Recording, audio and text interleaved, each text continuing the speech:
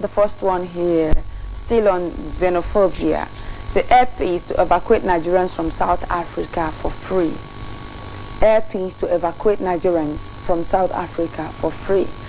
We got that from Vanguard newspapers. The next one, still on xenophobia. South Africa makes new offer to Nigerian youths. That's from Daily Post. South Africa makes new offer to Nigerian youths. We're going to read and we understand, we digest and of course analyze what the offer is really, and if really that's what is needed at this critical moment. The next one here.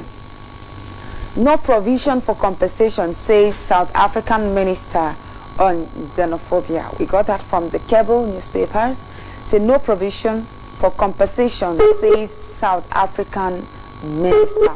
Don't forget the Nigerian government had asked the South African government to compensate those who are affected, to compensate Nigerians. And of course the minister have spoken, say no compensation. All right, the next one here. Just create jobs for your citizens so they don't travel to other countries. That's coming from South African High Commissioner. Just create jobs for your citizens so they don't travel to other countries. South African High Commissioner tells leaders. We got that from Premium Times newspapers. Of course, these, we really need to look at these. Very, very important. Let's understand it. Okay, the next one here. No provision for compensation. Agnes Callamard, United Nations Special Rapporteur for extrajudicial, summary or arbitrary executions. Of course, United Nations has finally said something about the indigenous people of Biafra. That's the report of judicial killings. We are going to read them and, of course, we analyze. Let's know what they are up to. If really this is enough coming from them, or they still need to step up and do more. Should we begin to celebrate that they released a report they've made several years ago? All right, the last one here. World Bank rings alarm bell, says Nigeria dying slowly. That's coming from Sun newspaper. World Bank rings alarm bell, says Nigeria dying slowly.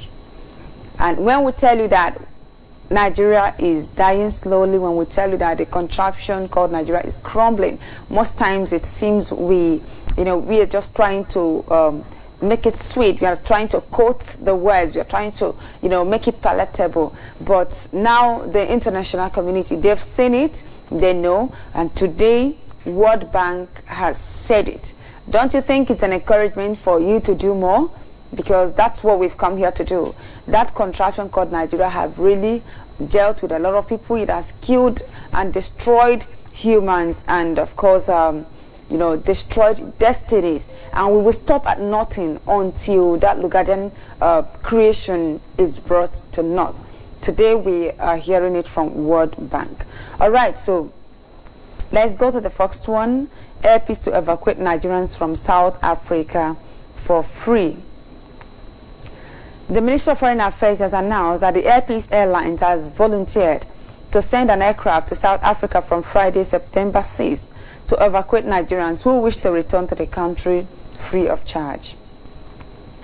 According to a statement signed by the ministry's spokesperson, Ferdinand Nwonye, the development follows the recent xenophobic attacks on foreign nationals, including Nigerians in South Africa. The general public is hereby advised to inform their relatives in South Africa to take advantage of this laudable gesture. Interested Nigerians are therefore advised to liaise with the High Commission of Nigeria in Pretoria and the Consulate General of Nigeria in Johannesburg for further necessary arrangement, the statements read. All right, so Master Victor, what do you think about this? Is it a welcome development? Yes, my sister, good. It is a very welcome development if they are really going to listen this time around, because sometimes most of our people, should I say, they are stupid or they are just kind of nonchalant in their way of living. Our local parable used to say that akorulo amanonyenwe, it beats my imagination to see that a lot of our people are billionaires in foreign land. They have a lot of money that can buy anything in this life, and when you come back home, there is nothing. A lot of people are jobless at home. A lot of people are suffering hardship, and yet you have billions, you know, scattered all over the world, and you don't care to bring it home. And the indigenous people of Biafra who have been shouting all this while, come and be a part of this struggle so that you can have a life. Because you don't have a life when you live in another man's land, somebody who doesn't even want you. How is it, I mean, is it not a shameful thing that you call yourself a Nigerian and you are a Biafra? You are supposed to be a Biafran by birth and by everything, but you went ahead to call yourself a Nigerian and you went to South Africa. Other people, they have rejected you in Europe. You are dying and drowning in the Mediterranean Sea in Europe. They rejected you even in the Muslim country. They rejected you in Turkey. They rejected you in Japan. They rejected you in Asia country, and so many countries like that. They rejected you. They don't want you for any reason. The other government, I forgot the name, that they offered some money to people who call themselves Nigerians to just go back home. These people don't want you anymore. Now, what does that goes to tell you? It tells you that they are tired, they are sick and tired of having somebody like you in their country.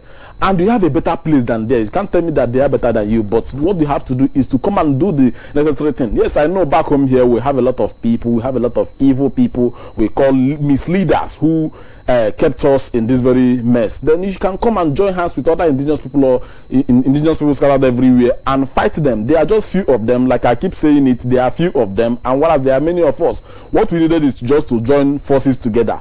One bee can be ignored, but if a bee is a million in number, even the mighty, even the great army can run away from bees. You know, so that is the power of majority. So now the situation has turned out to be this way, that your fellow Africans, your fellow black is rejecting you. Why are you still there? Do you want to die? Is the money you are making there much more important than your life itself? Now, sometimes people will say that the Igbos hate themselves, but now look at this airpiece now operated by an Igbo man. He make this very benevolent offer. I expect people to seize that very opportunity to leave and go home. You can still start all over again. If somebody rejects you, don't reject yourself and say, okay, if they are going to kill you, they kill you. Because there have been a very serious and series of threats coming from so many angles. This thing has not just entered like that. Look at what happened in Zambia. They even burnt the air carriers of the South Africans in there. That goes a long way to tell you that there are some other plans they have now. So that thing may likely end in war. Are you going to survive in a war situation? Is it not better for you to escape now that you still have the breath of life in you? Or are you going to wait? They will use you as an example. They will kill you. Just like, look at that man. They got him burnt up. They stoned him to death. They killed him. They butchered him as if he's not a human being. The other man, they smashed him. I even saw a guy, they shot him the first one. He could not die from the shot of the first gunshot. They fired him severally. They pieces his brain. They emptied a whole cartridge in his brain. He shooting him. Is that the kind of life you want to live in an foreign man's land? And you have a lot of money. Some of you have thousands of cars in that very place. Why not bring it home and think of home? This is the reason why Biafra is at this particular point in time, because Nigeria has not hope. Nigeria cannot offer you any hope. Nigeria means death. So Nigeria is killing its own citizens, and South Africans are helping them in killing their own citizens. Now Biafra is life. That is why we are telling you to come back home, come and be part of what we are doing. When we secure our own country, now all of you are scattered everywhere. You don't even know the country you want to belong. I saw a lot of people lamenting that I don't want to have anything to do with Nigeria. And yes, support Biafra. He said no. So that is a kind of a big stupidity of from my own perspective. So what I will have to tell you now, Nigeria is offering you death and Biafra is offering you life. What you have to do is to choose the path of life. Come and Biafra will save you from dying. So seize that opportunity to come through the airpiece, since he's he offered this for free. So please, I'm begging you to save yourself. Thank you very much, Mr. All right, thank you so much. Thank you so much for that. Master LV Sonwudiwe, what do you please have to say about this? Is this enough coming from airpiece alone? Don't you think the Nigerian government ought to have done something to help their citizens, because they are there with Nigerian passport?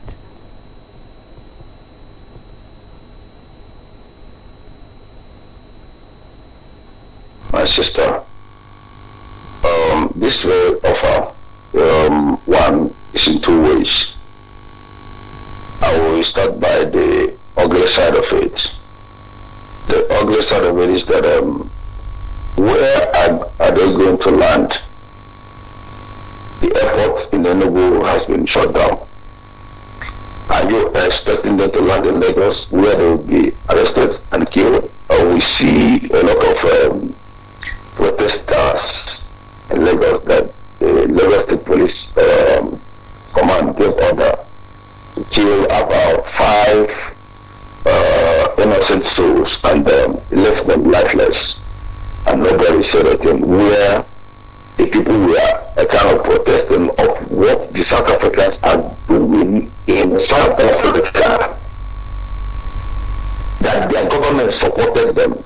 Even their chief police staff officer, the federal police officers of South Africa, supported the indigenous of South Africa. And our brothers here in Nigeria, those of them in Lagos then, did feed that we have our brothers that have been sending us money from that this place, and some of them have been killed, and if we keep quiet, that these things will go out of hand. Let us just kind of do some rally and attract federal government's attention to negotiate with South Africans. Do you know what they did? They killed them. And even some of them police are boasting that if they arrive, if they brought those of them in Nigeria, they will get them arrested and kill them. So now, I see the offer is very good coming from a Biafran, and the two Biafrans to assist them come back home. But the federal government of this zoo has made it a journey impossible. They are very happy because I have some clip of our languages where they say that the killing is only affecting the Igbos and they should be killed because they are the problem of the Nigeria. Even I don't encounter somebody, he has a video also that said that South Africans will continue to kill the Igbos, that they are the problem of the whole world, and he starts calling names. Then in other words, the good side of it is that this has done a great thing, a great idea, that they need to put some certain infrastructures on ground, because the kind of roadblock, the kind of danger in Biafra land, nobody has been speaking about it where there is no war, where there is no problem. There are a lot of roadblocks, there are a lot of securities, and not only checkmating the crime, but they are killing the innocent souls. And you go to South Africa and some other countries in the whole world, the Igbos are being a dangerous species. You know, so this thing now is to kind of I don't know how to address the matter, but in all, we don't have to run away from our land. If it happens that coming back to our land is the only option, we have to accept the offer and come back and let us join us together and fight these politicians, not the Hausas, not the Fulanis, but the governors, the politicians, the criminals, those of the prostitutes, criminals, politicians we have in the land that help, and we have been bringing and supporting, aiding and abetting the Fulanis to kill us. Let us all, just like my brother Victor said, let us come back and join hands and deal with them, because they are the nitty-gritty, they are the foundations of the issue and the problem we are having, because they are supporting the problem that is happening around us, you know. So how could South Africa go to that very extent by burning a lot of properties, destroying it, and when we come to Nigeria here so really the Nigerian government will kill us because it's not an Hausa man, he's not from Yoruba land. You know, my sister, this thing is getting out of hand. I'm just trying to tell you, it's getting out of hand. But I think the peace mass, or is it peace fair, or what he has just done, Chukwuka will bless him. And those of them that intend to come back, they should start coming back now before it gets too late, because this thing is not going to stop. Thank you very much. All right, thank you so much. Thank you so much on that. In case you're just joining us, this is Sunrise Daily News Analysis on Biafra Television, and we are here to give in-depth analysis of the happenings in the contraption called Nigeria, and of course all that has to do with the restoration of Biafra. We are the indigenous people of Biafra, ably led by Mazen Amdekano and deputized by Mazu Chemefo. We are here with a mandate to restore Biafra, nothing more, nothing less. So please try to support this program. You know, I will oblige you to call us on WhatsApp and also on Facebook and Skype to reach out to us whichever way you can. You can join. I think there is a group of people who have decided to form a committee to help sort out the problems with the internet. So please, If you would like to join them, good. If you want to donate individually, please do that. It's a free will donation. It's a free will donation, but you can merge with someone to say, okay, let's get this equipment, let's get this camera, let's get this. So it's welcomed. Reach out to us, and of course, at the end, Biafra will be restored and your name will be written down in gold. Okay, let's look at the next one. Still on xenophobia. South Africa makes new offer to Nigerian youths.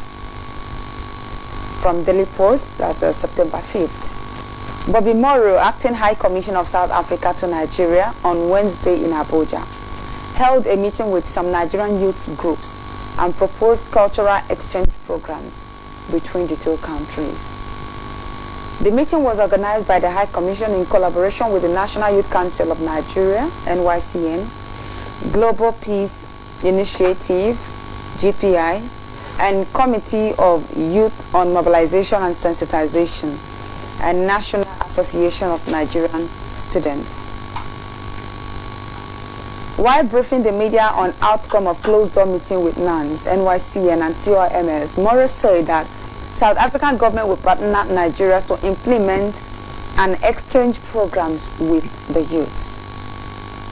The High Commissioner said that the initiative provides that Nigerian youth and students leaders travel to South Africa on cultural exchange and dialogue with their counterparts as a way forward to the present situation. According to him, this is to encourage exchange of ideas and views to promote relations between the two countries from the prism of youth leaders and come up with progressive recommendations, NAM reports. Morris said, the NYCN, GPI, and CYMS have declared their readiness to do this, and we are making arrangements to achieve the desired goals. Based on the discussion that we had, it is important for us to chart the course for unity between Nigerians and South Africans at this period because we share historical values.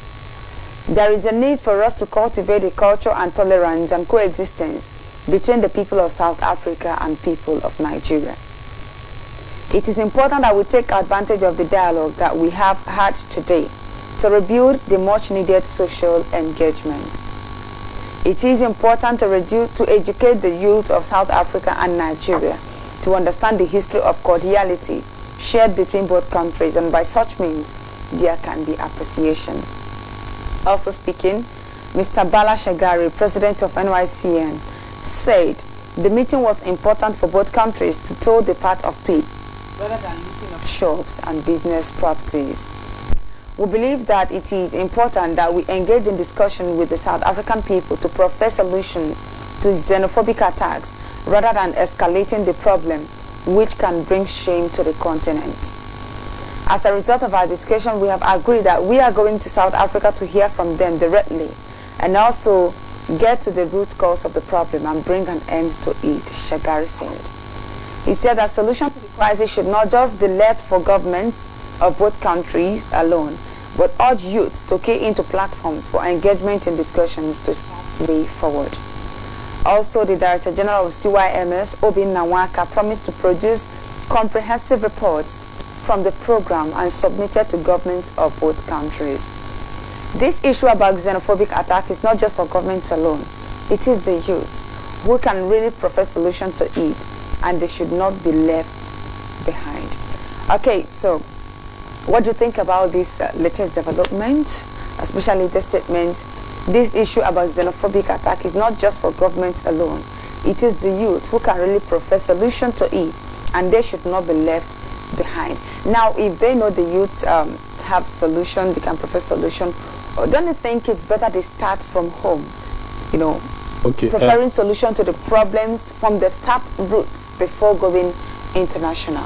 Okay, well, just like the whole idea they posited in that very article, to me, I don't consider it a welcome development, because anything that will still make us to remain in this contraption called the zoo, Nigeria, is not a welcome development to me, and I'm not going to be an advocate for it.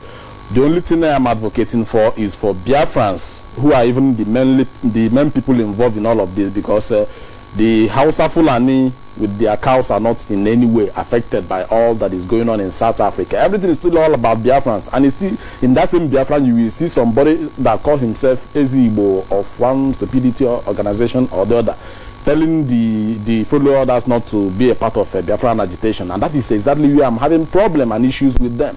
By the time they begin to realize who they are, that is when they will offer the right solution to the problem. Nigeria can no longer continue to exist as a country. It's not supposed to even be a country in the first place. A lot of people have died with that name called Nigeria. Believe you me, since we started this Biafran organization movement and the organization of the indigenous people of Biafra, I have never seen any single country of the world kill somebody because that person is identified is having Biafra identity. You know, rather they promote you, rather they give you free hand to operate. There's the other for our brother, I've forgotten his name. He, after struggling, suffering for so many years with a Nigerian visa and all of that, he couldn't even make a headway for about 8 years. But since he began to identify with Biafra, he began to work for Biafra. Chukwu Kabema granted him a kind of a nice paper from the European government, you know, for him to operate because he has that Biafran identity. So people now telling us that they are kind of bringing some people together. They want to proffer solution. There is no solution on top of a problem. You are profiling problem on top of a problem. Nigeria is a problem. Nigeria can never bring, nothing good can never come out of Nigeria. The only thing that is good for Nigeria is for that name to stop existing. If that name stops existing, believe you me, nobody will kill anybody anywhere, even in Africa. They will even beg us to come because we have everything it takes to make life better for us. Do you remember there is a time we say Ghana must go? Now Ghana is telling that Nigeria should go. Nobody wants Nigeria again. So whatever solution or whatever nonsense. And one thing that is even getting me more paranoid about this very issue is that at the end of the day, they are still using one Igbo idiotic efulefu, because I hear some kind of a Igbo name there. I don't know whether if it's an answer man that is answering that name. So that is exactly what, I mean, spoiled everything. Look at how even every other person, even though they choose not to say anything, but we have our stupid and foolish efulefu sister in the name of Obieze Kwesili, who still went ahead to show the level, to display the level of her stupidity. So these are the kind of a thing. I don't know the kind of solution she's trying to proffer by, you know, instead of her to boycott that very thing to express her grievance. That goes a long way to tell you that the death of those people does not matter to them. So all these people that are talking now, the death of these people, if they proffer all this solution or all this cultural exchange, will it bring back the dead? We are talking about people that are dead now. We have already cut their future. There is no future again for them. You have already, a lot of families are in pain. If you come to Biafran land, I have seen a lot of families weeping and crying, and you know, there is mourning the death of their loved ones in South Africa. A lot of people have died in this very thing, and a lot of people are in pain. So what kind of thing have you been doing to ameliorate their pain? You are talking about one stupid cultural exchange. Come back and fix your land. By the time you fix your land, all those people will come and beg you. Let us stop you know, playing politics with the life of people. You want to proffer solution, you want to go through the backyard, and you never proffer the solution when you have time to save life. And now a lot of people are dead, and a lot of people are still a kind of, there is a lot of impending cataclysm. A lot of people are still on the death row in that South Africa. A lot of people are still likely to die tomorrow when they will start another form of xenophobia, because from the statement I have you know, followed from the South Africans, they are not really going to stop. They don't want you, they don't want you. What you have to do is to come back home, join Biafran agitation. Let us separate from this zoo, because what we are facing here in the zoo is even far worse than what you are facing. At least the South Africans, they are killing you for some time. They will allow you to be and continue doing your business. But in Nigeria, they kill you every day. They kill us every day. They kill us through the Boko Haram. They kill us through the Hausa Fulani herdsmen. They kill us in so many ways. So what are we talking about? So those of you that are still talking about Nigeria, you are just being selfish and being very stupid, because Nigeria can no longer work. Nigeria is an expired country. An expired country will not offer you anything good. Look at what is happening in Europe. You know, why don't you go and give them that advice, even though they are trying to get a lot of this, but all those things is not working out, because that kind of union has come to an expiration you know, time. So they are now parting ways. Why shouldn't we do the same thing here? The main thing everybody should focus on, how to destroy this zoo called Nigeria completely, because they are hiding a lot of things in the name of one Nigeria. They are hiding a lot of evil. They are hiding in the name of Nigeria to commit atrocities and to do evil. So people should concern themselves with the issue of breaking or destroying Nigeria. If you destroy Nigeria today, then we can come to the table to talk if we want to exchange our cultural. After all, they stole a lot of our cultural heritage. So which one are we going to, to exchange? Is it the New Yam Festival that Ike Kwemadi is taking to foreign land to go and perform? What other culture do we still have left in our land? We don't have any. So let us stop deceiving ourselves. Destroy the thing that is, bringing us pains. Remove that very thing that is bringing you pain and hardship. Then we can come, and sit together on a round table and discuss which kind of culture we want to exchange. Thank you very much. All right, thank you very much. Thank you so much. Mazi Elvis, what do you also have to say about that? Before you say something, sorry, I would like to read this tweet from Femi Fani-Kayode. According to him, it says South Africa kills Nigerians. Czech Republic pays Nigerians money to leave and never come back. Angola says it does not want Nigerians. Congo storms and takes over the Nigerian embassy. Libya buys and sells Nigerians. Ghana persecutes and humiliates Nigerians. And here the youth are talking about going for cultural exchange. So what's your take on this particular issue? My sister, this is laughable for a country to say that they want to, or they are giving Nigerians money to leave and never to come back. In your own perspective, as a layman understanding, don't you see that Nigerian has been rejected? Let me just tell you, if you go to the book of Jeremiah 49 from verse 17 and 18, he said that God has made Nigeria a laughing stock, and people will continue to ease at the name each time that name is being mentioned. Just look at it. People that travel with their money spend years in every place. The government of the place has gathered and confirmed that all of them should leave. Not only living, but settle them permanently, not to come back again. My sister, this is quite pathetic, and yet many of the boutique Nigeria don't see the alarming red lights, the red flag that has been raising that the contraction has expired, and yet they continue to believe, just like what my brother said, that in everything they want to do, they will include an Igbo imperialism to come and propagate it, so that there will be a kind of confusion. There was this very video that I sent to you when an Hausa lady said something very vital, but the Igbo people don't know their value. But I'm just trying to tell you, until they understand that Igbo is not a nation, but the language of a nation, a language in the nations of Biafra, because you cannot become the language of the nation you are claiming to be. Igbo is just a language, and Biafra is the nation that owns the language of Igbos. But all of them are allowed themselves to be addressed like Igbo. That is why they mess around. That is why their stupidity is on the high rise. So if those of them that call themselves Nigerians are being settled, well, there's nothing we can do. You cannot stop the government. They have to take the money, and they must leave, whether they like it or not. They must return to where they have been running away from. Whether they like it, they must return back, because the deed has been done. So thank you very much. Okay, thank you. But then, don't you think, the youths who are talking about cultural heritage, how do you explain that? Because to me, I was expecting Nigerian government to do something. Or these youths, if really they meant it, they should have started from the grassroots to solve the problem instead of going to South Africa. Yes. If the cultural heritage is going to be handled by the youth, by going to South Africa, you should ask those of the elites, the elders that has left, because they learned the example from their fathers that left the land to a foreign land, that left their land and go to foreign land to celebrate the New Yam Festival.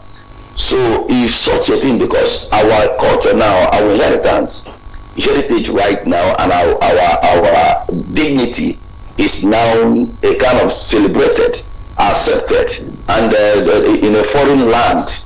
But they forgot that there was a song that said, how can we sing the Biafran song in another man's land? You know, so if they are saying it, they are this is kind of what they inherited from their forefathers that have been traveling, in which they supported them, because these are the people that said the marriage deliverance was very wrong. So for them to go to South Africa, somebody is killing you. All you need to do is to fly to that very place to go and sort things out, instead of inviting their prominent men, their diplomats, to your land and sit them down and keep them and order what to do. You would fly to them. You made yourself so cheap. That is why they don't recognize you. That is why they don't value you. They do everything they want to do with impunity at will, because they know at the end you will use your usability and animalistic, imbecilic kind of thinking for quality that has expired to walk into their land and beg them again. Because why? What they're doing is that many of them, the looting they did, invested it in that land, and they need to go there and tell them, please, if you are burning people's business, if you are burning all these individuals, please don't touch this building, don't touch this factory, don't touch this very place. Just let us manage on how to deal with the problems. And why the indigenous, they have the right to destroy the masses, because all these people are prostitutes, they are peddlers, they are liars, and these are the people that spoiled and destroyed the image of Nigeria. But this very property, it belongs to me. Don't spoil it. They are not going there to do anything. They are being sent by this elites. They send them to go and protect their properties. Because you see, for example, when some of them ran to the Nigerian embassy, they chased them away. They said that this place did not belong to you. Go to Biafran embassy. So my sister, this is what I want to say. All right, thank you so much. Thank you so much for that. Viewers out there, this is still Sunrise Daily News Analysis on Biafra Television with Ngozi Chukwuka. And I have a great analyst in the studio this morning, Mazi Victor Onido. I also have Mazi Elvis Onwudiwe on Imo, and of course they are doing justice to what we have here this morning. Very, very important. They are giving in-depth analysis of these reports coming from different newspaper publications in Nigeria. And of course, we want to discuss the next one here. No provision for compensation, says South African Minister on Xenophobia. Naledi Ponda, South African Minister of Foreign Affairs, says there is no provision for compensating those affected in the fresh attacks in the country. Last week, angry mob went on rampage in South Africa, targeting foreign nationals, including Nigerians. Adetola Olubajo, president of the Nigerian Union in South Africa, said Nigerians lost property worth millions of dollars in the attacks. In its response, the federal government summoned Bobby Murray, South African High Commissioner, to Abuja. President Muhammadu Buhari also sent a special envoy to Cyril Ramaphosa, his South African counterpart, to convey his displeasure over the attacks. The federal government also pulled out of the ongoing World Economic Forum in South Africa and recalled its High Commissioner to the country. It also demanded that its citizens involved in the attacks should be fully compensated. Full compensation has to be paid because, as we have discovered from previous experience, a lot of these Nigerians lose their property, and it's a long drawn-out process, and very often are not compensated for it. But on this occasion, the Nigerian government is going to fight for full compensation and hold the government of South Africa to account. Geoffery Onyeama, Minister of Foreign Affairs, said at a press conference in Abuja on Wednesday.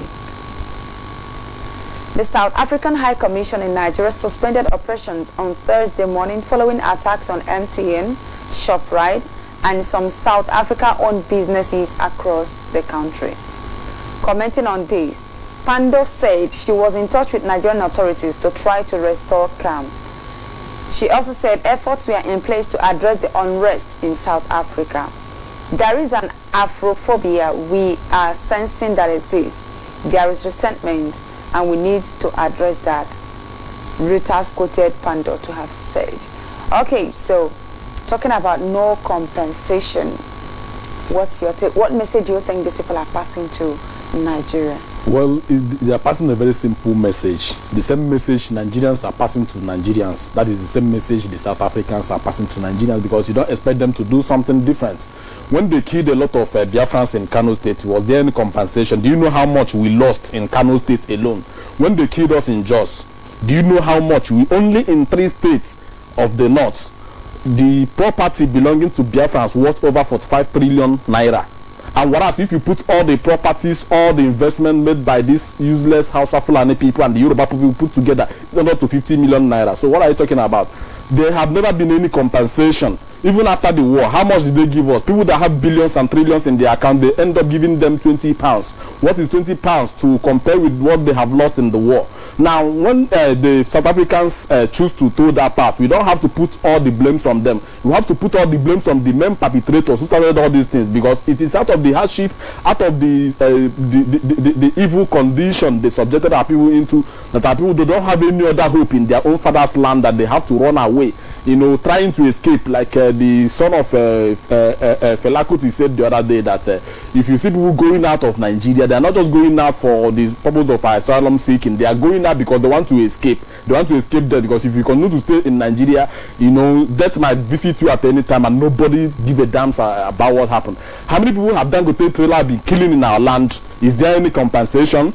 All our markets, they have been burning in different parts of the zoo called Nigeria. Have there been any compensation? So I am not trying to take side with South African government though, but I'm just trying to, you know, pontificate a kind of let me, you know, put it in a way people will understand the reason why. Because if Nigeria truly value its citizens as per se, there is no way South Africa will be humiliating Nigerian citizens like that.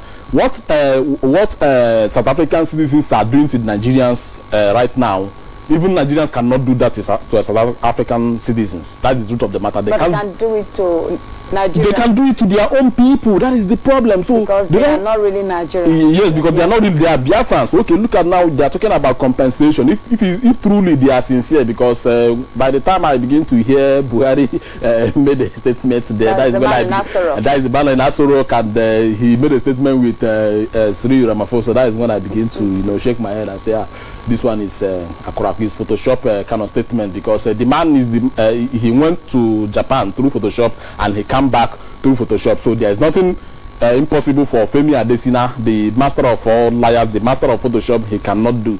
So I am not. I can't really you know seem to get my head around it.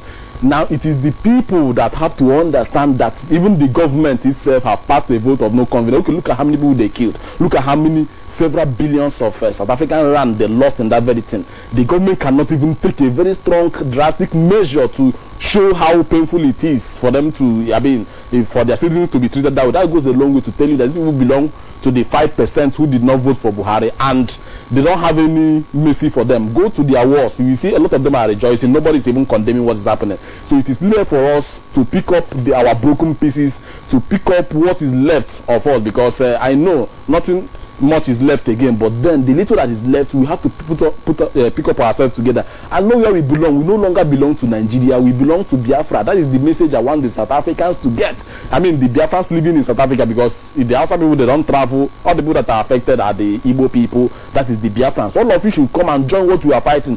Have you seen the reason why we are fighting to get out of this contraption? Because you can't tell me that if this thing is happening in the name of Biafra, we will just keep quiet. We are fighting for even people who don't even value us. We fought for the Shiite people. We fought for a lot of other indigenous people.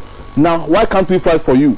You know, you that is our own blood. But we needed your support. We needed to be part of what we are doing so that we can liberate ourselves. But when we begin to tell you about Biafra, you say, nah, you are unemployed, you are jobless and all of that. Now, have you seen where your joblessness have gotten you into? So we should begin to use their brain to reason. Nigeria can never value you, and any other person, somebody that doesn't value what you have, you don't expect somebody else to value it. Nigeria don't value the life of its own citizens. The evil that is going on here, there have never been any major compensation. So I don't see the South African government likely doing the same, because they believe that Nigerians are worthless. The life of Nigerians is, I mean, as good as you know, worthless. It's not worth more than that of a cow. So why do you expect them to compensate people who their life is meaningless? So the only thing that is left for us to do is to pick up our broken pieces and put ourselves together and fight for Biafran cause. Bring out everything you have, pour out your heart, your energy. We will fight for this and we'll get it, and you will see what it means to be a civilized kind of human beings. Even the South Africa, what they did to us today, if Biafra come tomorrow, they will beg for it and they will pay for it. Thank you very much.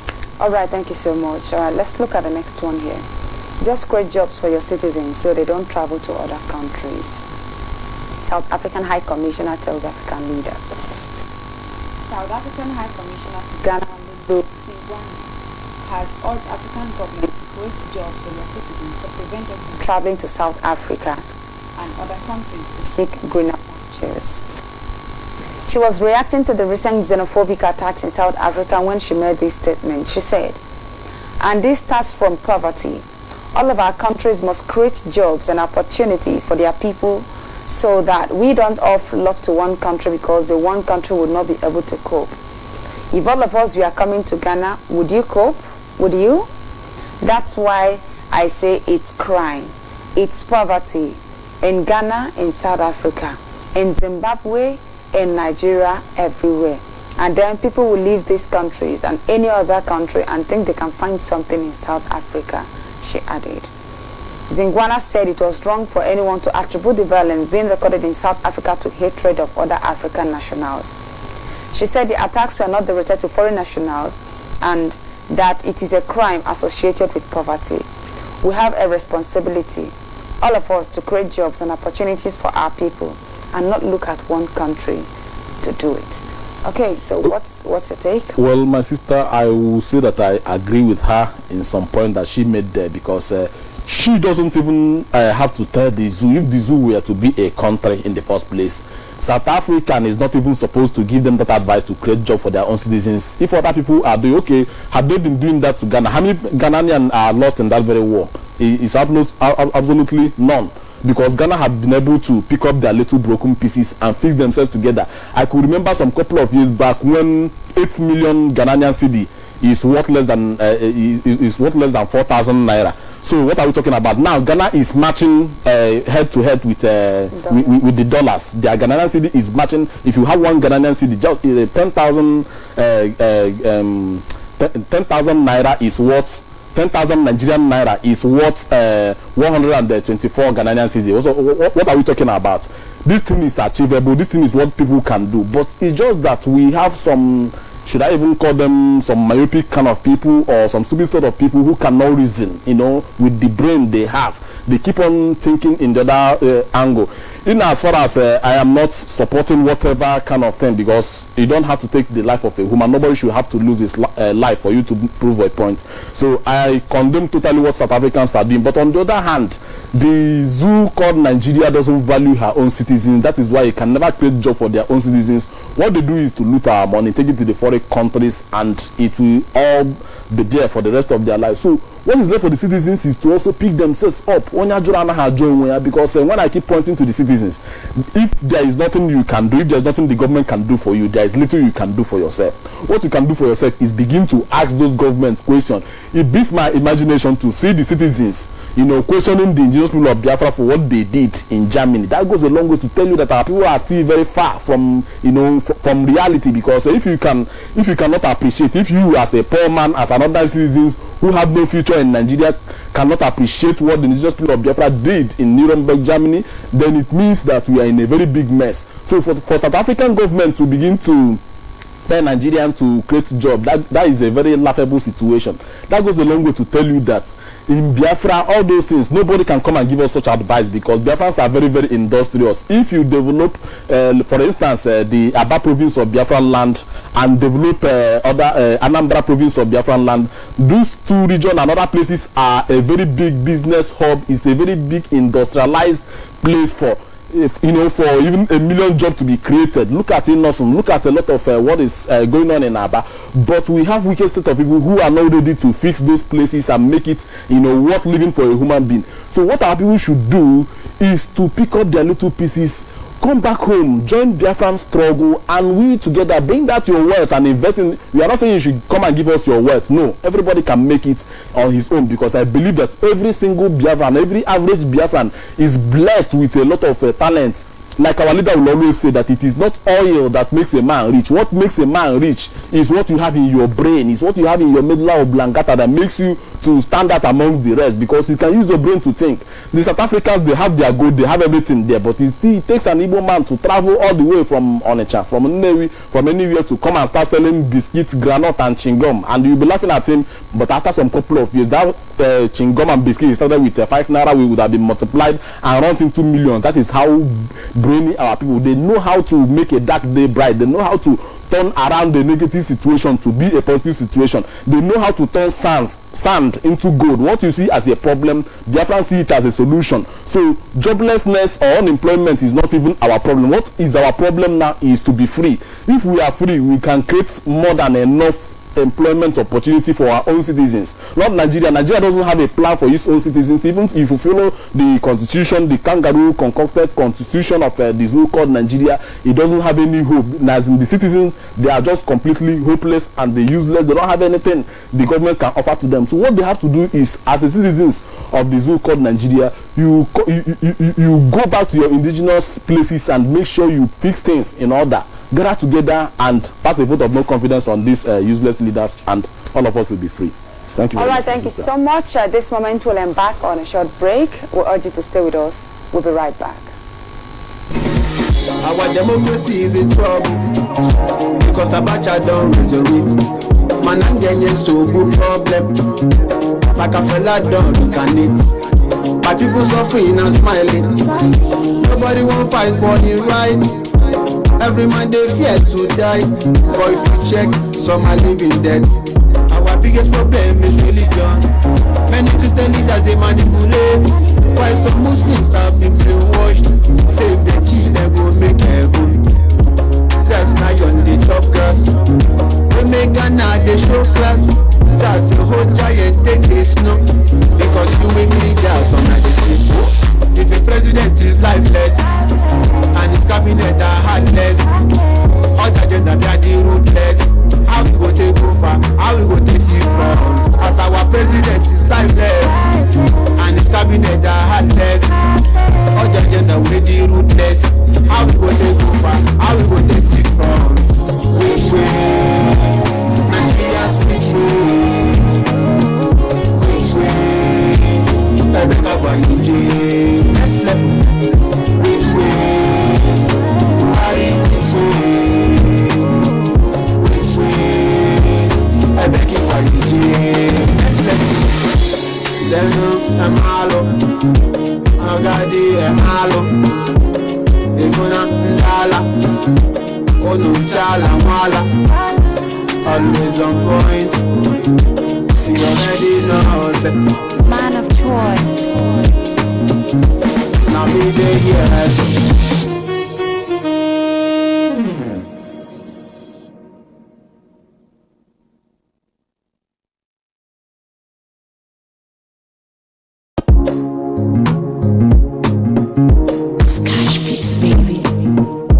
Always on point.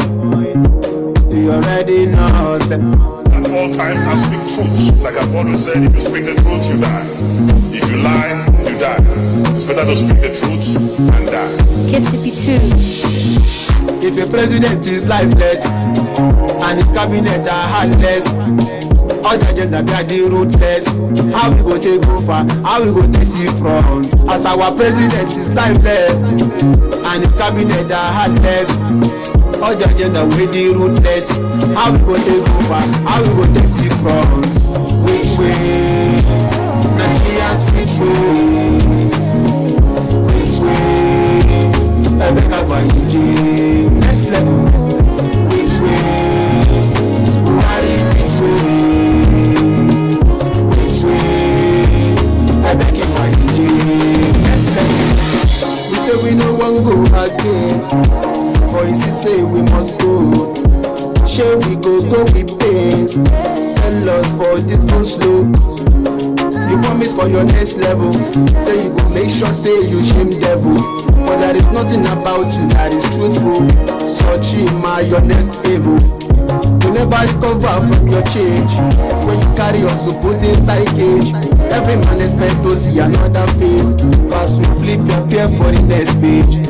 Nigeria people don't they cry. Biafran people wish to go. Pack up another 4 years of pressure because I was a Fulani. Still if a president is lifeless and his cabinet are heartless, all the agenda they are the ruthless. How we go take over? How we go take see front? As our president is lifeless and his cabinet are heartless, all the agenda we the ruthless. How we go? Welcome back. You're still watching Sunrise Daily News Analysis on Biafra Television with Ngozi Chukwuka. And I have Mazi Oyido Victor with me in the studio. I also have Mazi Elvis Onwudiwe on Imo. And of course, we are discussing important issues this morning, giving in-depth analysis of all these, the headlines we've read out so far. And we are transmitting simultaneously on Radio Biafra London, so tune into Radio Biafra London and listen to these wonderful programs. Call on your friends, your relatives to join you on this program. Let's look at the next one here. Southeast governors won't apologize to IPOB, Omahi. Chairman of the Southeast Governors Forum, Dave Omahi, on Thursday said that governors in the zone have no apology to tender to the indigenous people of Biafra. Omahi, who is also the governor of Ebonyi State, said that IPOB has no right to place a travel ban on Southeast governors and other top politicians from the zone. Recall that the separatist movement had recently, in an open letter to the Southeast governors, made many demands from the governors for there to be a truce, which included open apology. Briefing State House correspondents after meeting with President Muhammadu Buhari at the Presidential Villa Abuja, Omahi said, "We have no apology to tender because we did not prescribe them. Yes, we are the leaders of the people and we have to speak against their activities." The governor also noted that the Southeast governors did not prescribe IPOB because it didn't have the power to do so, pointing out that it was the federal government that prescribed the group. He said the group often made empty threats, adding that no responsible government would allow a prescribed group to promote lawlessness. He boasted that he would inform the members anytime he planned to travel out of Nigeria. According to him, IPOB has no powers to place a travel ban on governors or anyone. I will even tell IPOB anytime I intend to travel. All right, Mazi Victor, what's your take? You know, this coming, I think, 24 hours after his home was invaded in Abuja. And then they had a meeting with Jibril, the man in Aso Rock. They're coming out with this boldness. Well, I will applaud him for that. At least he has saved us that 1 million naira if he can be able to tell us when next he's traveling, because that is exactly what I am waiting to hear. You know, okay, you don't have any Southeast governors. I don't know if you're watching this program. You don't have any apologies for the IPOB, and the IPOB have no forgiveness for you. That is as simple as that. Hold your apology and we hold our own forgiveness. We cannot forgive you for the evil you have done. In one word or that, no matter how you choose to twist this or turn it around, we don't have any forgiveness for you. Even if you make apology, it is little too late, because we have lost a lot of people in this very agitation because of your evil and because of your complacency. So what are we talking about? You didn't prescribe IPOB, but you accepted it. Okay, if it is the federal government that prescribed IPOB and you accepted it, what kind of nonsense statement is that? Not that they accepted it, they announced it themselves. They rose up from the meeting and read their communique that they have prescribed IPOB. Okay, I just want to follow him based on his own terminology. Even if he's trying to deny that they didn't prescribe IPOB, then what is the why are they feeling guilty all of a sudden? So now it goes a long way to tell you that IPOB have upper hand. He said we are making empty threats. Now we are living up to our threats now. So why can't he face the music? You know, certificate in at least Kuremadu has his own receipt now. I know, to show that he has been beaten once. Maybe if we are going to ration it twice again, maybe it is still left for the IPB to decide. But all these people that have not collected, all of them must collect. Especially this very devil Omahi, because he is the worst type of hypocrite I have ever seen, you know, speaking from both sides of his mouth. So that very man should be taught a lesson. Let him tell us when next he's traveling, so that, because that is exactly what I want. Because after making that blah blah blah blah blah blah blah statement, he still did not tell us when next he's traveling. Or are they no longer having events that they should travel out to celebrate or what? He should tell us when next he's traveling. Then let us know who really have the power this time around. He said IPB have no power to issue such a threat. And now we are telling him, let us prove it now. Who has that very power now to make this threat? Let him tell us when next is traveling, tomorrow or next. Now let us see. Let us see who has the power. And I want to tell him that for the fact that he has chosen to play to the gallery, I know other people are also playing hypocrite in all of this, but all of them, we are categorizing them together, and we are showing other citizens of the so-called contraption called Nigeria how to do it. What we are doing now, we are questioning them. They are in Biafran land. I don't know the people that gave birth to them, that Devil Omaru and the rest of them, but since they find themselves in our land, we have the right to question them. We have the right to, you know, do whatever we want to do to them. So nobody should, you know, get his or herself involved in this. So Devil Omaru or whatever you call yourself, Obiano and the rest of you, please give us the date of your next traveling. I hope we are still eating new yam. There are some people who have not yet eaten yam. So if there can be any more yam for you to go over there and eat, please organize it and tell us about it so that we can show you how to eat the yam in a better way. Thank you very much, my sister. All right, thank you so much. That's all for that. So let's look at a report from Agnes Calmod, United Nations Special Rapporteur for extrajudicial, summary or arbitrary executions. According to her, I conducted an official country visit to Nigeria from 19th August to 3rd September 2019. I warmly thank the federal government of Nigeria for their invitation to visit the country and the officials I met for their availability and support. I also thank the United Nations office in Nigeria and the United Nations country team. Their logistical and substantive support during my visit was invaluable. The principal goals of my visit were to examine situations of violations of the right to life by state and non-state actors, the federal state security strategy and the responses at federal and state level of allegations or arbitrary deprivation of life. I considered violations allegedly committed by state security agencies and by non-state actors, particularly in the northeast, middle belt and south of the country, as well as actions taken by the state to hold perpetrators accountable for their crimes. I also examined specifically the killings of women and members of the LGBTQI community, and as part of my gender-sensitive approach to my mandate, I included a focus on Nigeria's criminalization of abortion. During the 12 days of my mission, I held meetings with the permanent representatives of the Federal Republic of Nigeria to the United Nations office in Geneva and in New York, the Deputy Permanent Representative of Nigeria to the African Union, representatives of the Ministry of Justice, the Ministry of Interior, the Ministry of Defense, and the Ministry of Women Affairs and Social Development, the Department of Security Services, the National Commission for Refugees and IDPs, the National Security Advisor, the Director of Legal Services of the Federal Ministry of Defense, and the Commander of Operation Safe Haven, the National Human Rights Commission, and representatives of the State Emergency Management Agency. I also had meetings with authorities at the state level, including the Security Advisor for the Governor of Benue State, the Commissioner for Defense, the Commissioner for Police, and the Director of State Security Services of Benue State, the Attorney General of Plateau, and the Governor of Rivers State.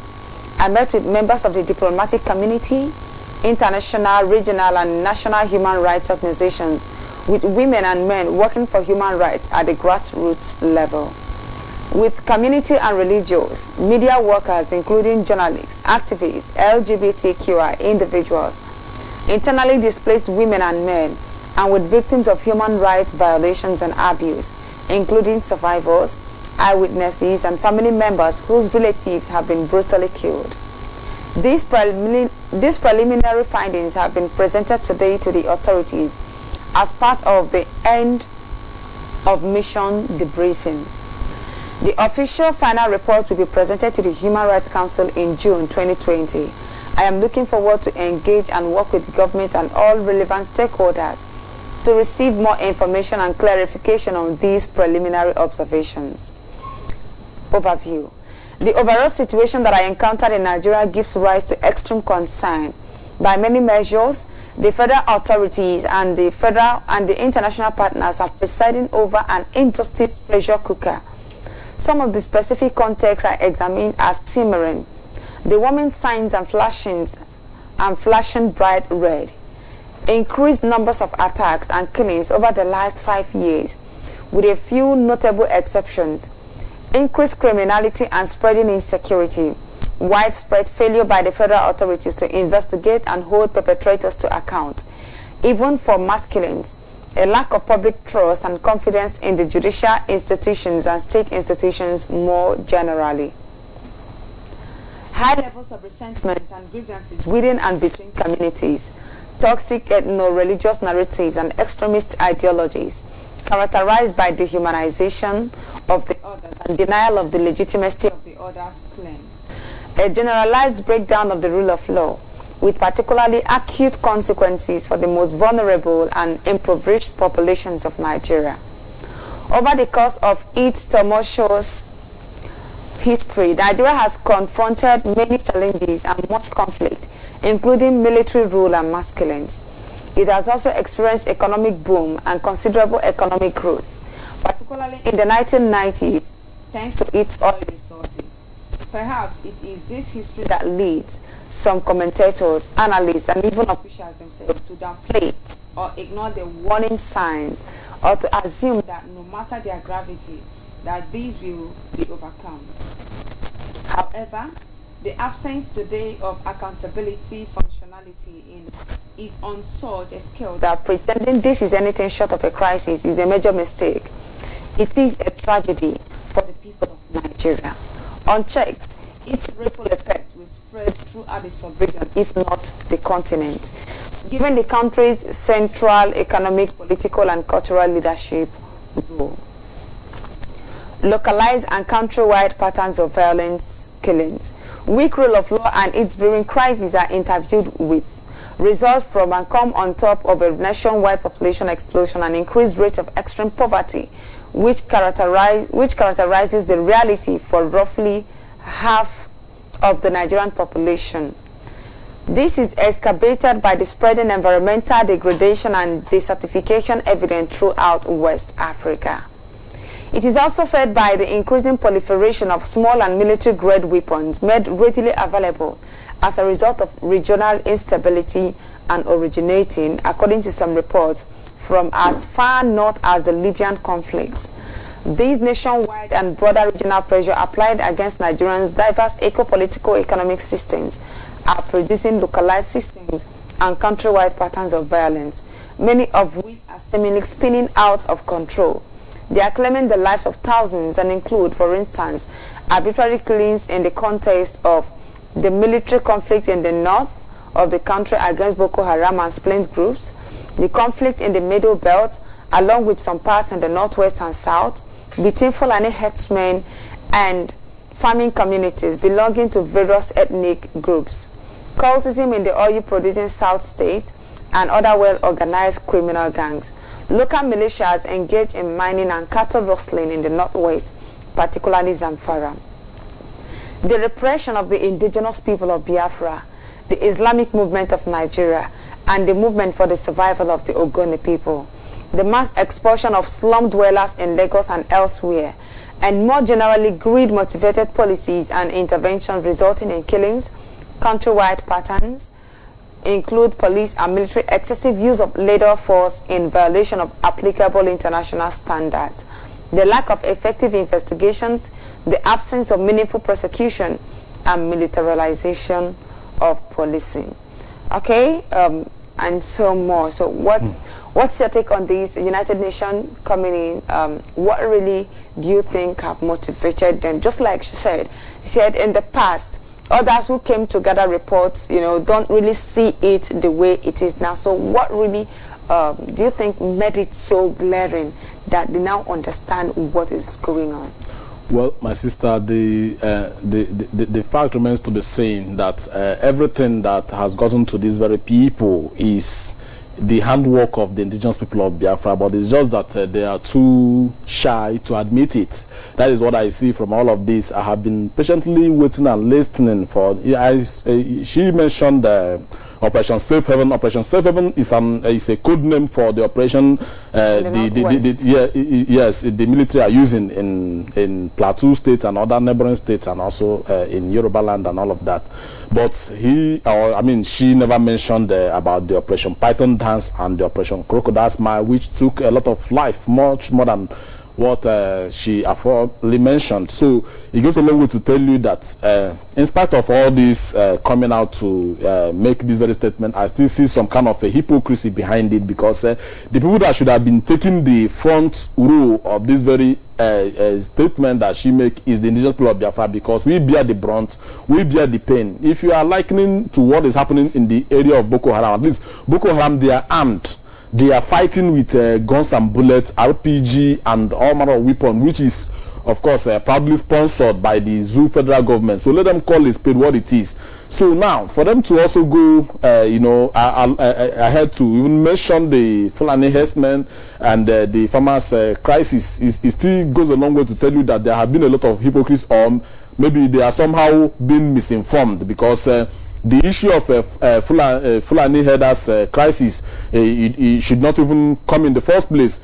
What they should have rather mentioned is the Fulani invasion of those villages, because I believe those farmers were not armed in any way. They have never in one day fought back the Fulani herdsmen. It is the Fulani herdsmen that does the invasion. So they should have just put it the right way it is. And who is the people behind, you know, pushing all this news, pushing everything, all the evil that is going on in this so-called Nigeria forward? It is still the indigenous people of Biafra. And if they are still looking for more evidence, because I know for them to come and doing their investigation only one-sided, it goes a long way to, you know, to tell you that, I mean, it is quite alarming, because we have the Amnesty International, which I am working with most of them, and they are going directly to the affected places to do underground investigation to find out the truth. So why don't they also go and get some reports from the Amnesty? Because I believe Amnesty International have every record of all the killing that is going on in Biafran land. So I should read this aspect for you to, you know, pick up something. Okay, please go ahead. Arbitrary killings of members of the indigenous people of Biafra. According to her, says since 2015, members of IPOB have faced arbitrary arrest, torture, and extrajudicial executions, predominantly in the context of demonstrations. Between 2015 and 2016, it is alleged that law enforcement officials killed at least 100 IPOB members in different events in Aba, Abia State, and Oka and Onitsha, Anambra State. On 29th and 30th of May 2016, during a demonstration, the Nigerian military opened fire on IPOB members and bystanders in Onitsha. At least 60 persons were killed and over 70 injured, mainly shot in the back. The exact number of deaths remains unknown. Between 12th and 14th September 2017, IPOB followers gathered at the family home of their leader Nnamdi Kanu in Afaruku, Abia State, to take part in a peaceful vigil. The military operation, as part of Python dance, carried out in the afternoon of 14 September 2017, is alleged to have resulted in the killings of 150 persons. The IPOB leader went in exile, and some of his followers remained disappeared since then. No Nigerian soldiers were killed in the operation. Following this event, the Federal High Court in Abuja proscribed IPOB and designated it as terrorist group. During my visit, I met with several survivors of various security attacks and witnessed to killings. I have received a large number of allegations of killings by the military forces in 2017, 2018, and 2019. In addition, a number of those arrested are allegedly held incommunicado before being detained without charges. When charges are finally made, they include membership to a terrorist organization, unlawful gathering, and in some cases kidnapping. It is alleged that not a single conviction against IPOB members has been secured since 2015 due to discontinuance or dismissal of charges. None of the killings of IPOB members have been investigated.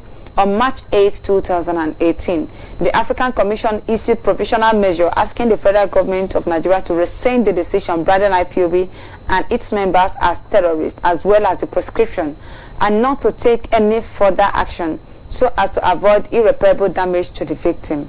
IPOB and its members, pending the decision of the Commission on the Communication. I am not aware of any steps taken to implement the ACHR interim decision at the time of writing these preliminary observations. Okay, before you talk about this, I want to announce the call-in lines for our people out there, because we will soon go off radio right now. So please take the numbers, the WhatsApp number to call 0905 6608 583. Once again, our WhatsApp line 0905 6608 583. Call us on WhatsApp. Our phone line 0702 03 53706. Call us on WhatsApp, call us on phone. Our phone number for the last time 0702 03 53706. Call us on Skype, call us on Facebook. Our Skype and Facebook ID is at Sunrise BTV. So stay with us. The lines will be open 10 minutes from now. All right. Okay, so what's your take on this? Well, thank you very much, my sister. Well, from that very last submission, it goes a long way to tell you that, I give the kudos to the indigenous people of Biafra for their tremendous effort, because if they were to remain cold the way other indigenous people who have been facing this, if you go to Agatu, a lot of villages we are completely wiped out, and a lot of people are keeping quiet about it, and it seems like everyone is okay with what is going on. So if other people can also learn from what IPOB is doing and push forward their very own case, I believe we can achieve something very meaningful for our own people, or to save our own generation, if truly the United Nations Security Council can live up to its expectation and stop playing to the gallery. Because I said it because it has been long our people are being killed all the way from 2016 and up until now. The indigenous people of Biafra, and yet it took them this long for them to do this. And I still give kudos to Amnesty International. You guys did marvelously well, because all this latest report is exactly the report of the Amnesty International, even though most of the figures she quoted there wasn't really the accurate, but at least I still give them the kudos, because they killed a lot of our people, and we have the statistics which we are also forwarding to them. So I give kudos to them, and also IPOB members that made it possible. I give kudos to you, and also encourage you to do more, so that the world will hear us, just like our leader said that the United Nations will also come out and make a statement based on this, and it is not happening. That goes along to tell you that we are 100,000 steps ahead of them. So the only thing is for us to tenaciously come together and work together as one family, and make sure we push forward our case and push it to the right place where it's supposed to be heard. And also I urge the international community to also do their own part well by bringing these perpetrators to book. We have a lot of cases against Buratai and against all these people that brought death in our land in the International Criminal Court, and nothing is still being heard about it up until now. So they should, push people to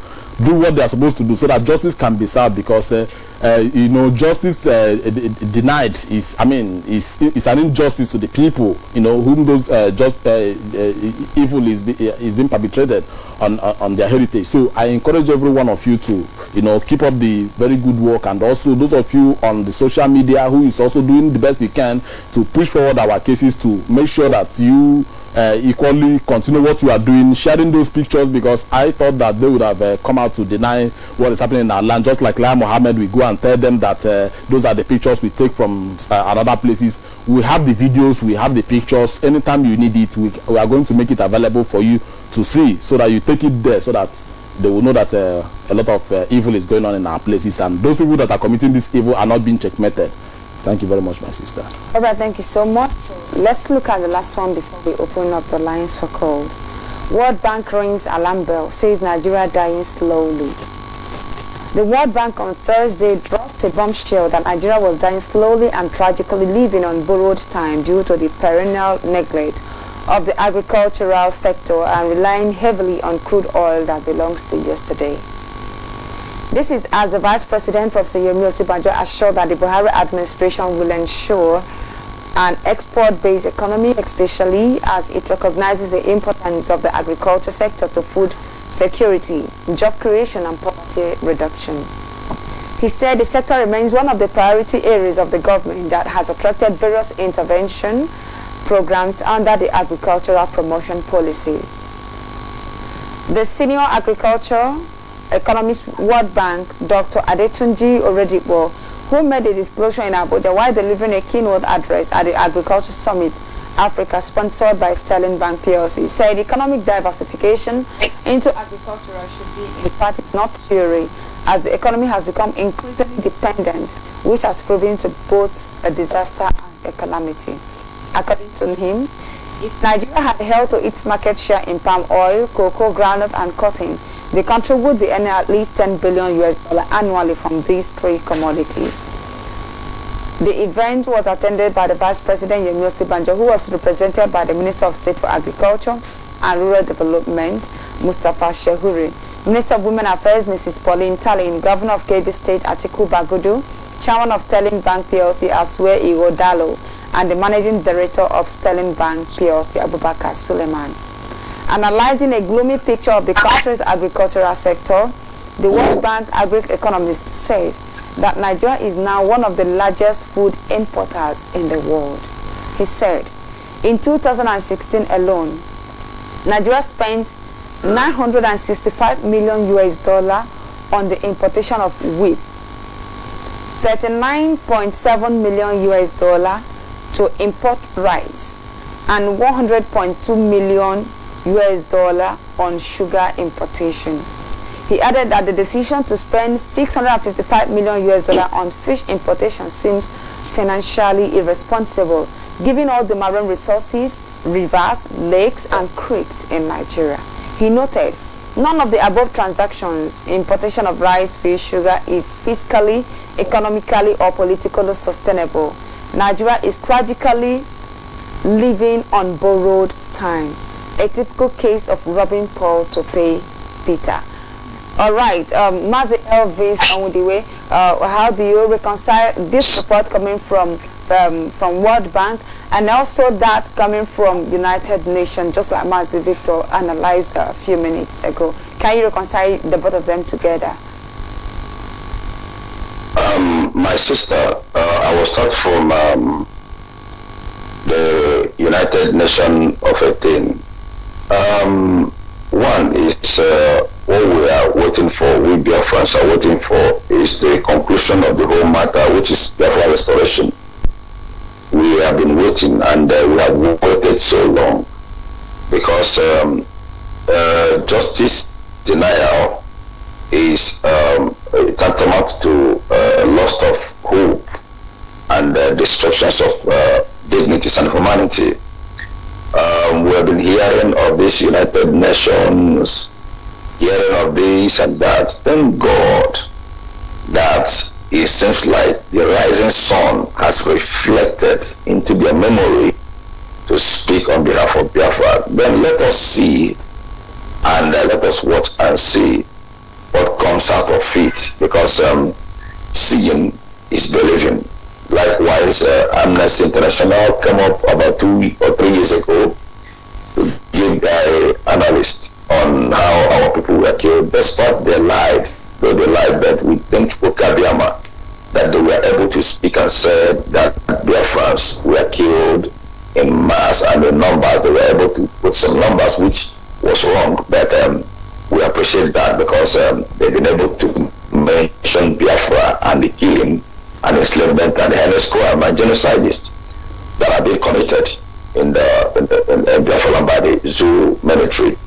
Then let's watch them and see the outcome of the meeting.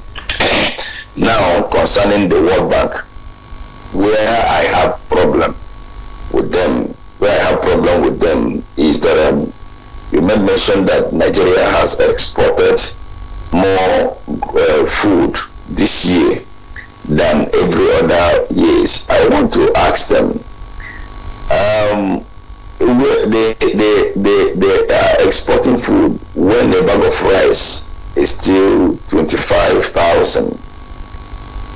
They are exporting food where the masses are dying on hunger. Why is it that these governments are full of deceit? Why are they full of lies? And yet, all the lies they're peddling, people are buying them. Everybody sit like a sick tomorrow no day. By asking, it doesn't concern me. And the system. You didn't hear clearly. They are talking about importation, that Nigeria have been importing, not exports. Okay. Thank you very much. Yeah. If they are importing, it's not a new thing for them to import.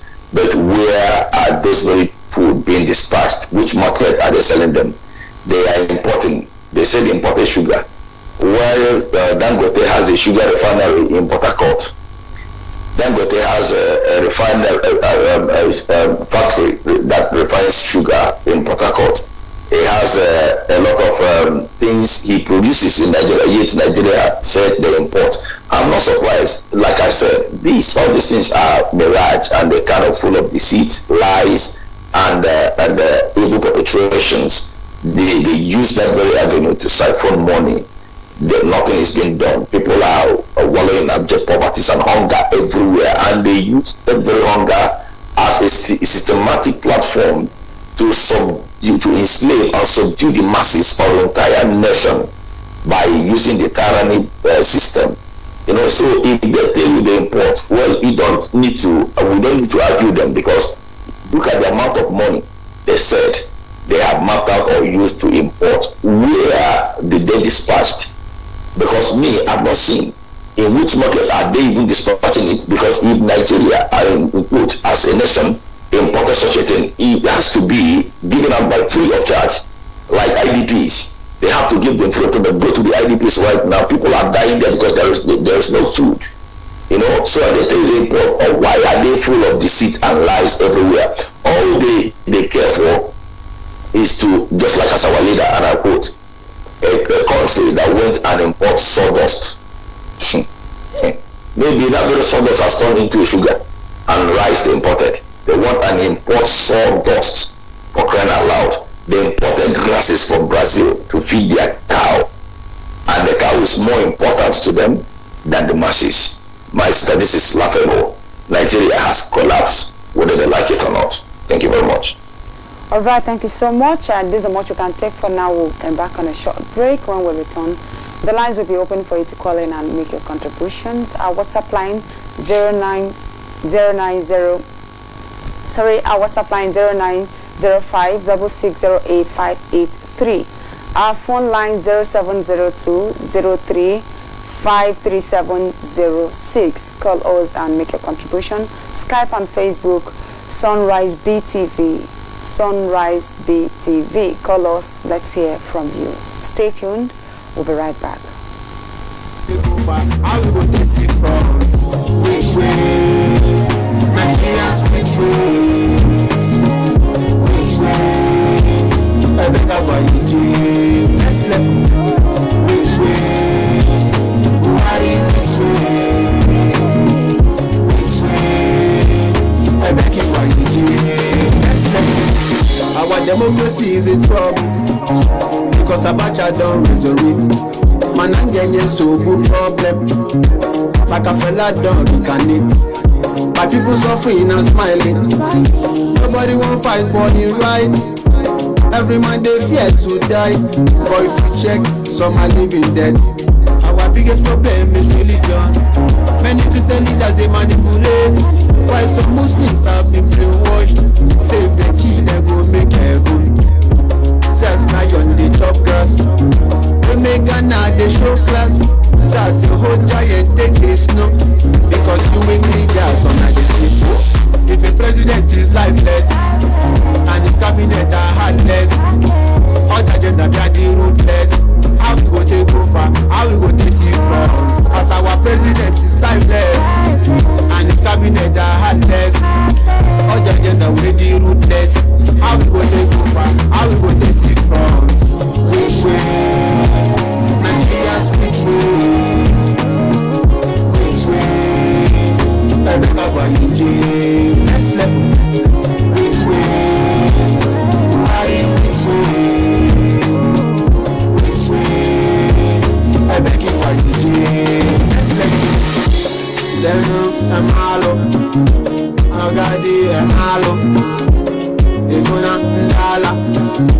Oh no, chala wala, always on point. See you already know. Man of choice. Now be there, yes. Back, you're still watching Sunrise Daily News Analysis on Biafra Television, and the lines are open right now for you to call in and make your contributions. Let's hear from you. Call us on WhatsApp 0905-6608-583. Our WhatsApp number once again is 0905-6608-583. 0583.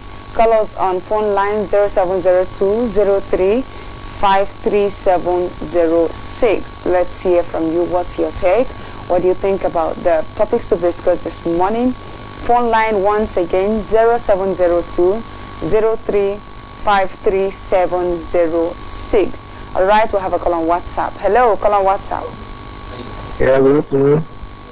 Yeah, can you please pick up? What's your name and where are you calling from? Good morning from here.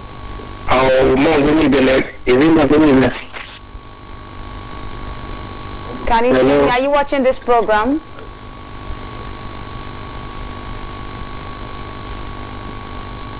All right, thank you. This is not Mazonyibe, so I guess you're not watching the program. You just picked a number and you call. And then I wonder the contribution you will be making since you did not listen to the program. Sorry about that. Okay, call us on WhatsApp, call us on our phone line, call us on Skype. Our Skype and Facebook ID is @SunriseBTV. And please don't forget, before you call on this program, tune down the volume of your listening device. When you tune it down, then you can call us so that we'll have an effective communication. Very, very important. Okay, we'll have a caller there. Hello.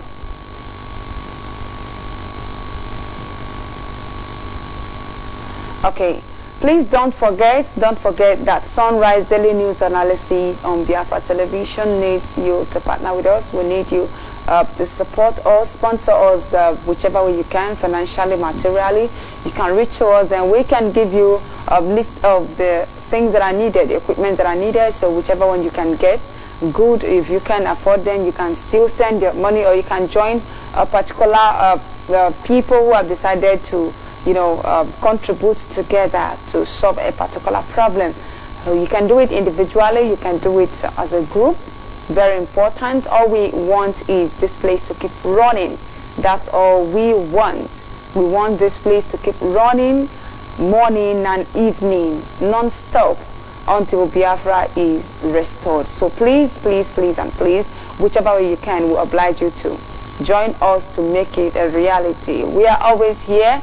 We have come to serve motherland and no going back on that. So call us on WhatsApp 0905-660853. Our phone line 0702-03-53706. It's really important. Let's hear from you. Then I will read out the headlines again. The headlines we've discussed so far. Xenophobia. Air peace to evacuate Nigerians from South Africa for free. Coming from Vanguard. We have another one. Xenophobia. South Africa makes new offer to Nigerian youths. And you ask yourself, what new offer could that be? The next one here. No provision for compensation, says South African Minister on Xenophobia. That's coming from the cable. No provision for compensation, says South African Minister on Xenophobia. The next one, just create jobs for your citizens so they don't travel to other countries. South African High Commissioner tells leaders. The next one, Southeast governors won't apologize to IPOB, coming from Dave Omahi.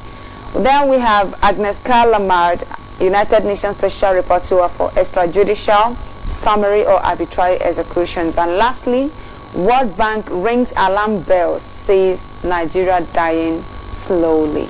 Caller on WhatsApp, hello. Hello, good morning, Madam Gozi. Thank you so much. What's your name and where are you calling from? I'm calling from Hamburg, Germany. My name is Colin. I'm from Imo State, Human Banno. You're welcome. Go ahead, please. What I want to say is about this governor that is saying that anytime he wants to travel to Europe, he will fund IPO. Please, I am just begging this governor, wherever he may be now, if he's hearing my voice, I am just begging him, let him divert his direction to Hamburg, Germany. I would like to see him in Hamburg, Germany. Hamburg have a lot of shopping center. You can come and make shopping. I am just begging him to come to Hamburg so that we can question him. That is one point. And another point is this United state nation that are saying Nigeria is falling. It's not our problem whether Nigeria is falling. All we want is let them sign this Biafran. Let our flag raise up. Because now they see that they are not getting much money in this zoo called Nigeria. Now they are complaining the World Bank is saying their rent is going down or whatever. It's not our problem. What we want is Biafra. And I want to thank again all our Biafran people that are singing these songs that are giving us joy in radio and television. I just want to hear them. I say may God bless them and give them more wisdom, more inspiration to sing more. God bless you all. Thank you for now. You too. Thank you. Thank you so much for that contribution. Thank you. Of course, Dave Umahi, we are waiting for him to inform us his next travel. You know, he's just making a noise. Seriously, just trying to give himself that self-confidence. Exactly. That nothing is going to happen. To make others feel that they have confidence. But the question is, why did he come out boldly immediately after having a meeting? Okay, it happened after his home was invaded, his Abuja house was invaded. The next thing, he had a meeting with Jubril in Aso Rock. Then the next thing, he came out straight from that meeting and made this statement. I think Mazi Elvis didn't say anything about that then. So what's your take on that? What do you have to say about Dave? Well, devil will always remain the devil. When you call him Dave, what is the meaning of Dave? Go and check it from the dictionary. Dave is nothing like Dave in the dictionary, but rather is the short form of devil, Imahia. Devil, Imahia. He will always act according to who he is, according to the paymaster's charge, and because he works under contract.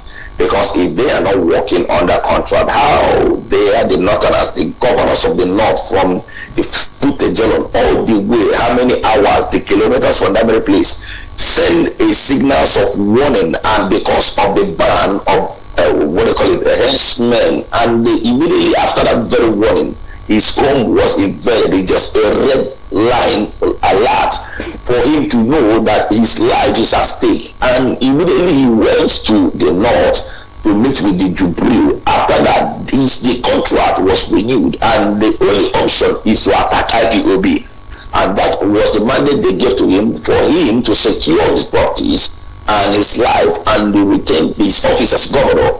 He must come out to speak rubbish against IPOB without knowing that he is digging a pit that will swallow him very, very soon. So we are not panicking about that. He should start traveling, to stay in traveling from Enugu to State to Abuja. He should make a move outside the zoo, maybe Cotonou.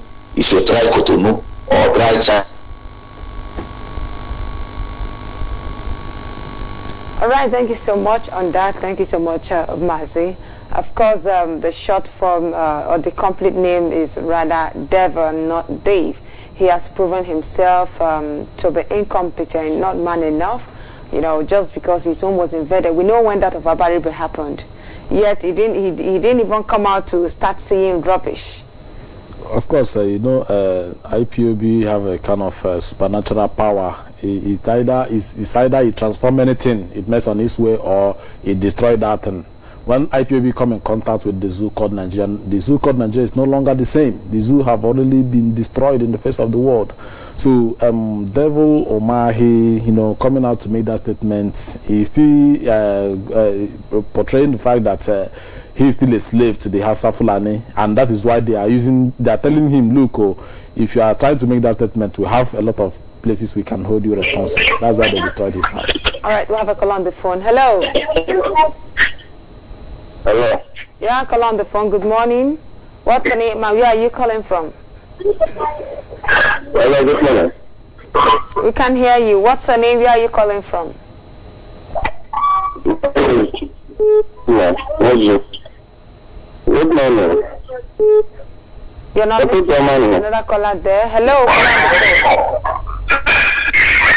Hello, good morning. Thank you. Can you turn down the volume of your listening device, please? My name is Mazin calling from Aba. All right, go ahead. Right now, Ngozi Cook and Victor Onido, I thank you people very much for what you people are doing for us, for our freedom at hand. But when you look at what is happening, our people, I don't know what our enemy have done to our people. Up to now, all the businesses our people are having in South Africa, if they can bring it back to Biafra land will no longer remain the same. Biafra land will no longer remain the same. But look at how set back they are in terms of thinking. They are far back set back in terms of thinking and knowing what to do at the right time. That's South Africa they are running to. It is people that they hold that place. But now we are calling on them to come back to Biafra land to enable us to organize ourselves and establish our land and make sure that even South African citizens will be coming back to Biafra land to do one business or the other. So their own contribution now. For Nwonye that is shaking his mouth and talking rubbish, our leader have not permitted us to deal with that idiot. Nwonye is ordinary idiot. If you like, let him gather all the lunatics like him, all the chiefs and the rooters like him. They are going nowhere. When the time comes, all of them must pay according to their work. That's what I have to say. Thank you much for what you are doing for us. Thank you so much. Thank you so much. All right, we have another caller there. Hello. Hello? Yeah, what's your name? Where are you calling from? Can you tune down the device, please? I'm not coming at you. Too bad we can't take your call. We can even hear the sound of your radio from, or your TV set rather, from this place. It's really bad. That's why we keep announcing, please, before you call on this platform, tune down the volume of your listening device. In fact, turn off your television or the phone you are listening with, whatever device you're using. Just put it off after your call. You can go back to it, please, so that we can have an effective communication. Very, very important. That's why you can't hear me clearly, because you are listening to your TV, radio, or phone, or whatever. Okay, so the wave is disturbing. Most times you get my response late, but when you're listening to the phone, you will get it faster. When you listen to your radio or your TV, it takes a longer time for it to be transported to that. It's very, very appalling that we still do not want to take that correction. Call us on WhatsApp, call us on phone. We have just a few minutes and we will draw the curtain for today. We have a few minutes. Our WhatsApp line is 0905 66 0905 583. Our phone line is 0702 0353 Let's hear from you. Call on the phone. Hello. Hello. Yeah, what's your name and where are you calling from? Hello. Hello. Can you hear me?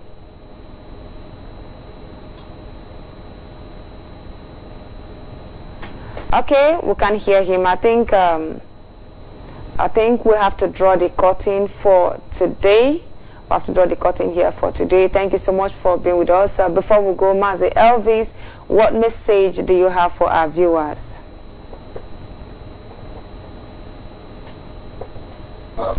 Just very simple message.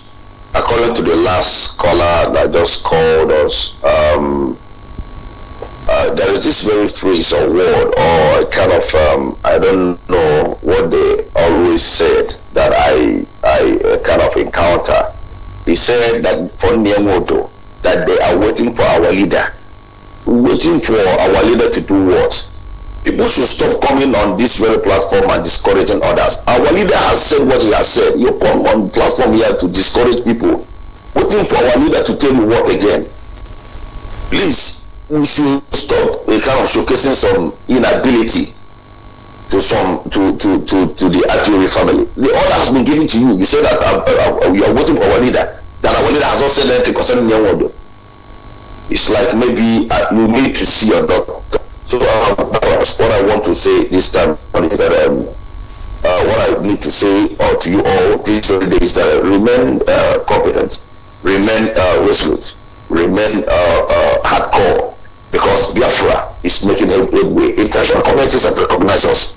Don't don't look at what Nigerian government are doing, because it doesn't matter to us. We are winning the battle. So thank you very much. My name is Elvis. You want to sign up from here? Meet you same time, same station tomorrow. And I said bye to you all.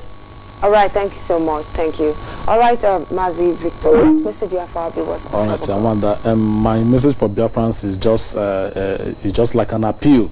I'm making an appeal to Biafrans and all of us of freedom anywhere you are to do the best you can to,